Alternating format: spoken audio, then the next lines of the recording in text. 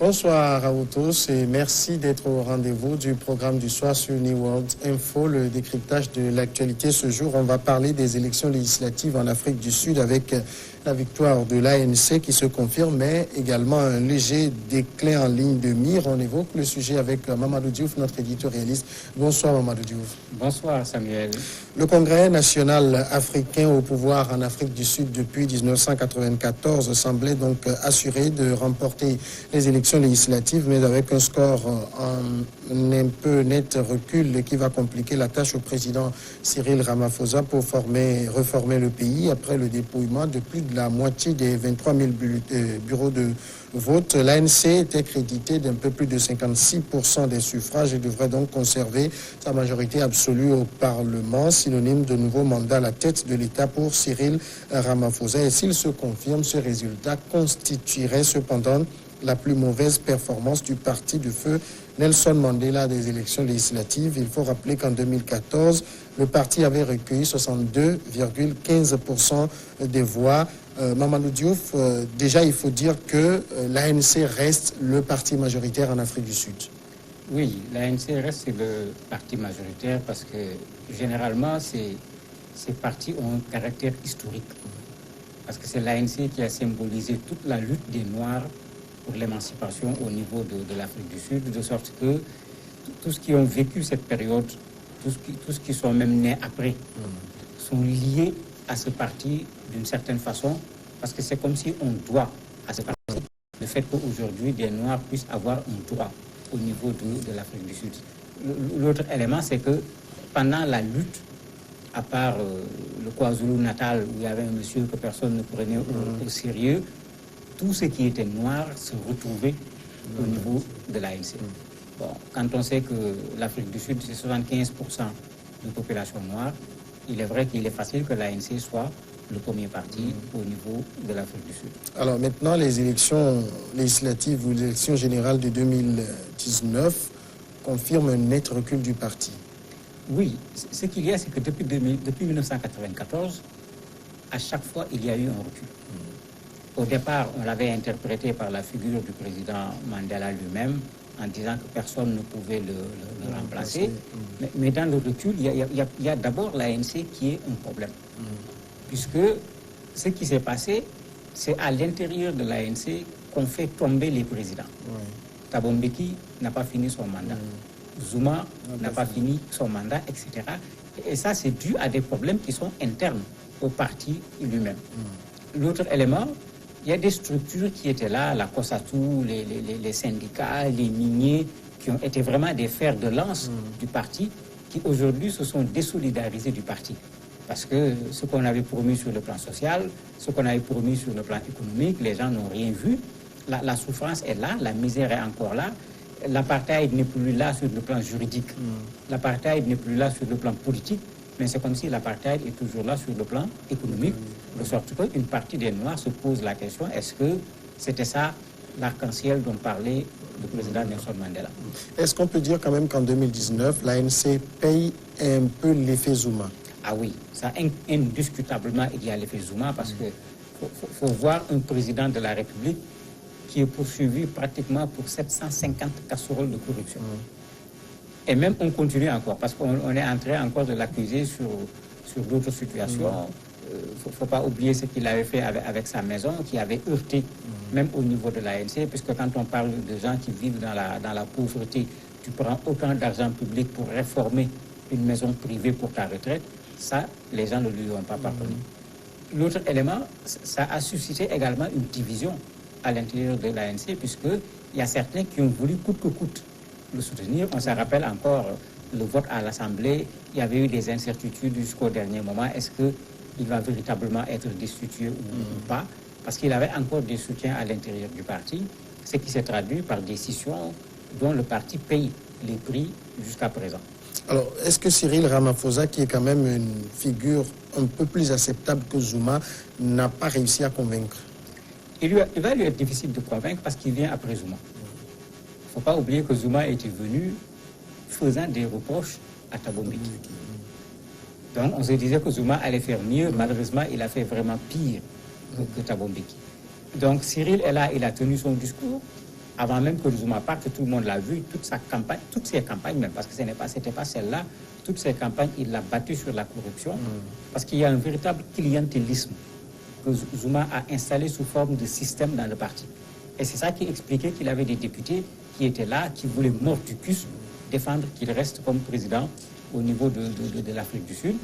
Le président Cyril Ramaphosa fait tout pour dire qu'il va enlever ce système, mais on se rend compte que le clientélisme est toujours là, la corruption est toujours là, aussi bien à l'intérieur du parti qu'au niveau de l'administration, au niveau de l'État. Et ça, c'est les Noirs qui dénoncent, ce n'est pas des Blancs.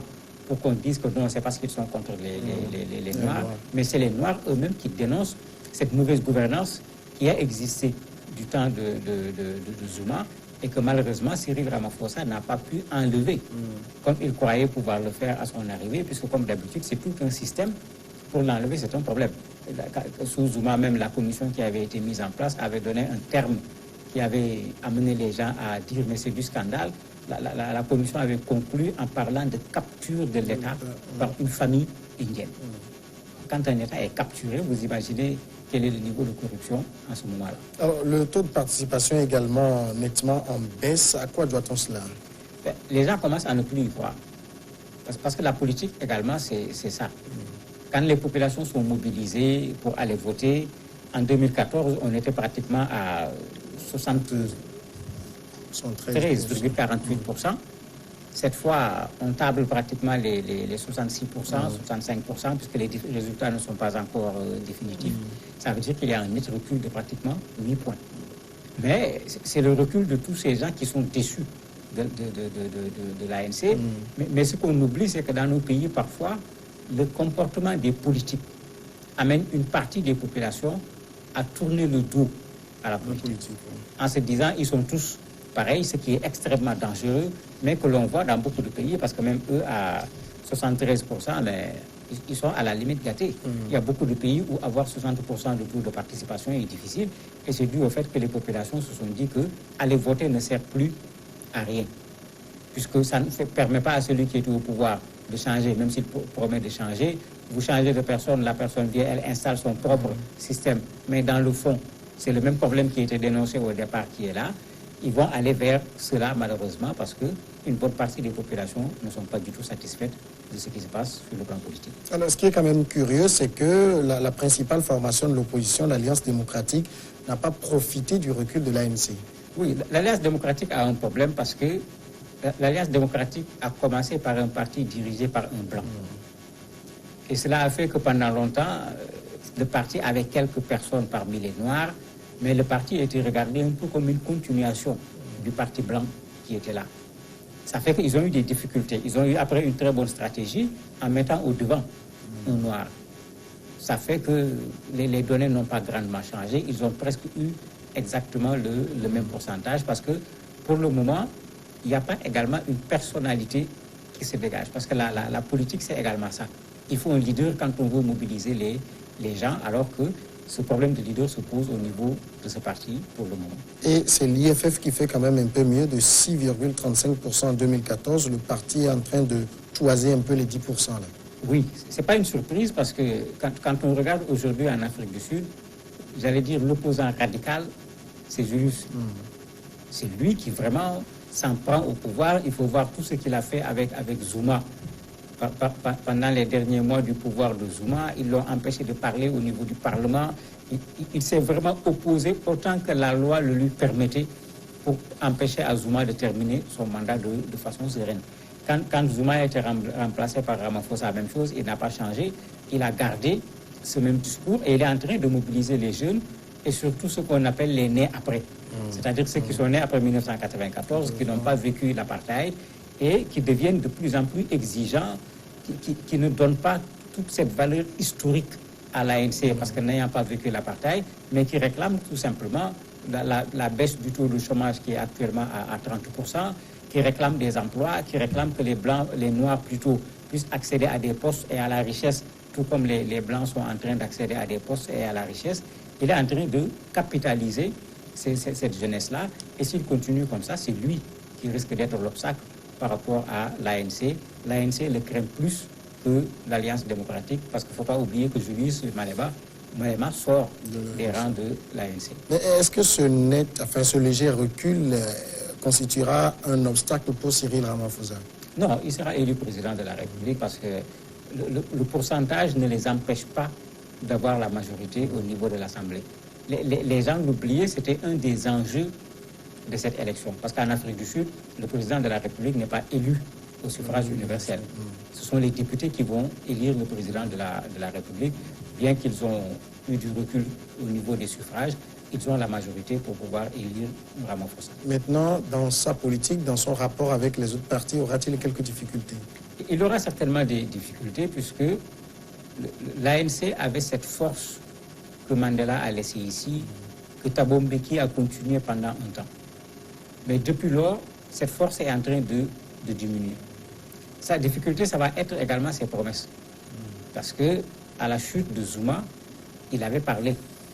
Il avait posé ce problème d'apartheid économique, puisque c'est lui qui a utilisé le terme. Il a reconnu les difficultés dans les écoles, il a reconnu les difficultés dans les structures de santé, mais les quelques temps qu'il a passé, il n'a pas pu les régler. Il faut reconnaître quand même que cela n'aurait pas pu être possible dans ces conditions.